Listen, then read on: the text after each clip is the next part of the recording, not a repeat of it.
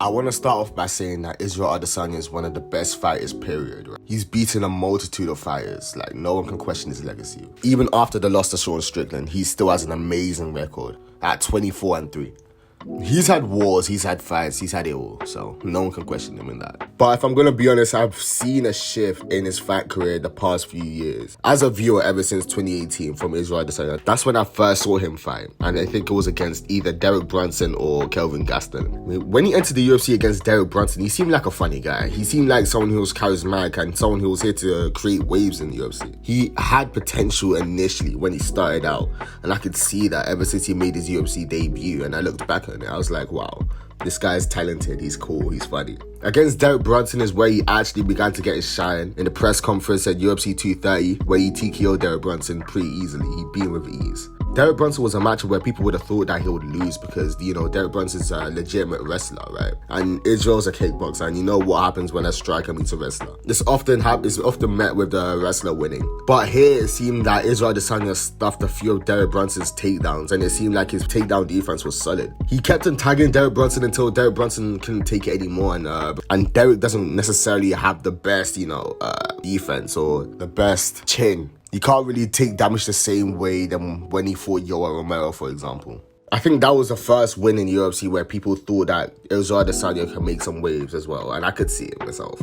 When he fought Anderson Silva also, he seemed really good. He treated the Anderson Silva fight like it was a sparring match, and he didn't really put his all into it. I could tell from me watching. I was like, no, Anderson Silva and Israel Adesanya, the age difference was crazy, and especially since Israel Adesanya looked up to Anderson Silva. Like, it seemed at times where he could have gone in for the finish, right, multiple times, but he decided not to. I thought that was pretty cool. He put on a spectacle. Both of them did. And Anderson Silva held up pretty well, so. And Anderson Silva held up very well, so.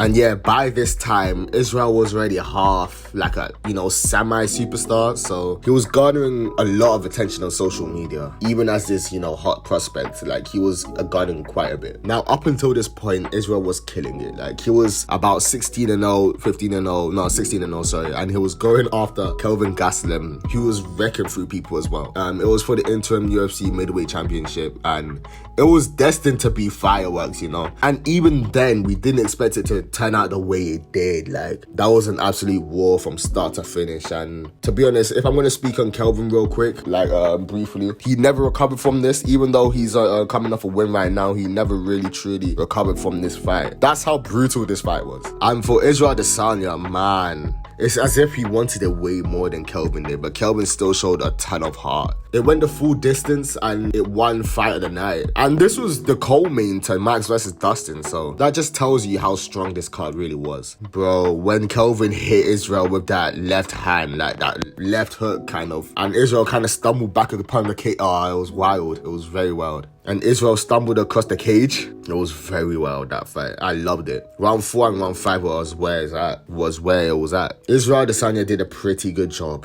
in that fight. Kelvin did too, but Israel got a better. I think Israel finished up so stronger. And Kelvin kind of gassed towards the end. He was very tired, you can tell. Like, when he had Israel wobbled, he was kind of forced to land a lazy takedown. It's almost as if he couldn't really raise his hands as, high because he was that tired. Like, Israel came in prepared, and fair play to him. And he ended up winning the UFC Interim Middleweight Championship, which catapulted him into stardom, if we're going to be honest. And then his next fight against Robert Whittaker.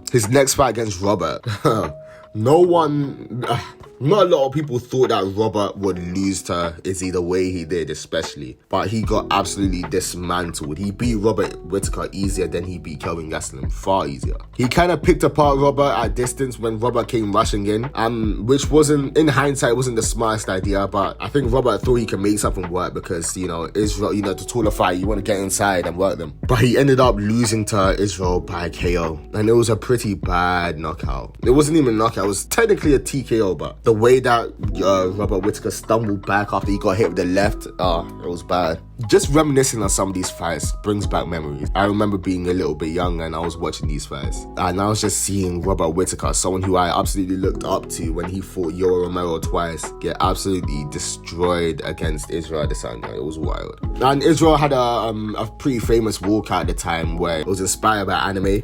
I thought it was pretty cool. I did think it was pretty cool. Then he had a drop-off fight against Yoel Romero, right? And not an entertaining fight at all. I think I'll just skip that one. And Paulo Costa, he just destroyed Paulo Costa. And the promo to that fight might have been one of the best in UFC history, period. Israel kept on making fun of Paulo Costa, and Paulo Costa kept on calling Israel Adesanya, the G word. I'm not going to repeat on here because I don't want my video getting taken out. He went on to lose to Jan Blachowicz, which he moved up for. He was moving up a division, so he could use that as an excuse, well, I moved up and I lost. And that's true, he did do that. It was a pretty dominant loss. It was, he lost by unanimous decision, but even then, it was still kind of a strong loss, But unfazed, he went on to fight Marvin Vettori, Robert Whittaker, and Jared Cannonier. Robert Whittaker in a rematch, Marvin Vettori also in a rematch. And if I'm going to be honest, all these fights were semi-entertaining, but Israel kind of made it clear that he didn't really want to rush in for the finish with Robert Whittaker and Jared Cannonier, and even Marvin Vettori, right? In both of these moments, it seemed like Israel Adesanya's hunger to finish fights was diminishing. It wasn't the same as we once saw, with Robert Whittaker the first time,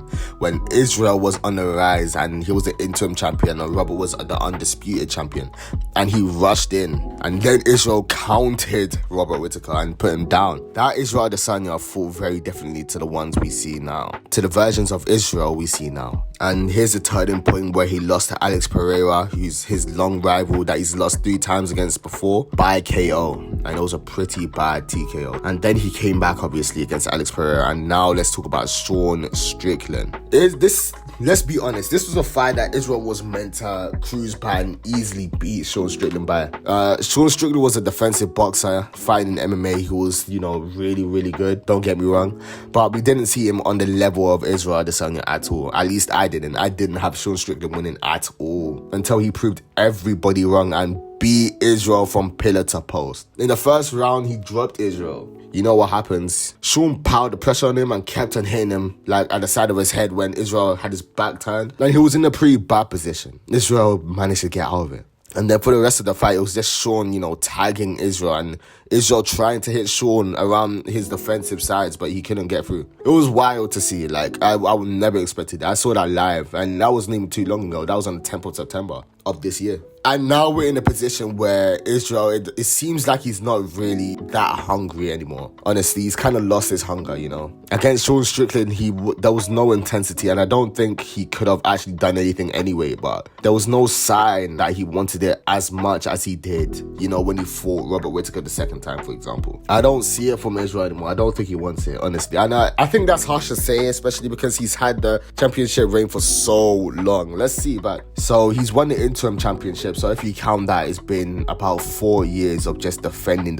and he's fought multiple times within that time frame. He's fought 11 times since he's won the title, and that's insanity. That's at least 3-4 fights per year. So you have to give up to Israel. And I don't blame him, even if he doesn't really seem like he doesn't want to fight anymore, but he still goes on, he still fights regardless, and that is impressive. That takes a lot of discipline. So good on Israel Adesanya, but man, it seems like he's not with it anymore. He doesn't really want it as much. And what do I know? I'm just a spectator, but at the same time, I'm just sharing my opinion on this. I don't think Israel is hungry enough to win the UFC Middleweight Championship again, and I think his championship aspirations are over now. But that's just me, right? What do I know? Again, I'd rather Israel fight Sean Strickland a second time, I think that would be good for Israel Adesanya's career. But at the same time, he's already had an immediate rematch against Alex Pereira, and I see people imitate that argument a lot, so I don't really blame. I mean, I see people mention that argument a lot, like, to be the champ, you gotta beat the champ. And I guess Sean Strickland's already done that, but people just want to solidify that by him beating Israel Adesanya the second time. And I mean, if Sean Strickland manages to beat Israel Adesanya again, then that's it. Like, he either has to move up, or he has to fight contenders, or just plain and simple retire, or just go into boxing or something. I don't know. There's not much that Israel Adesanya can do at the moment right now. Unless, a new prospect comes up and he fights, for example, Dricus du Plessis, which would still be a massive fight, even if it wasn't for the title. It would have been better for the title, but now it's still a massive fight for Israel. And if he beats Dricus, right, it would still put him in title contention again. And if that's what Israel wants, he can do that. But being Dricus du Plessis is no easy task, I'll tell you that. There's a lot you'll have to do to beat him. The way he beat Robert Whittaker was shocking. He basically bulldozed through him. And Dricus, in my opinion, has that tight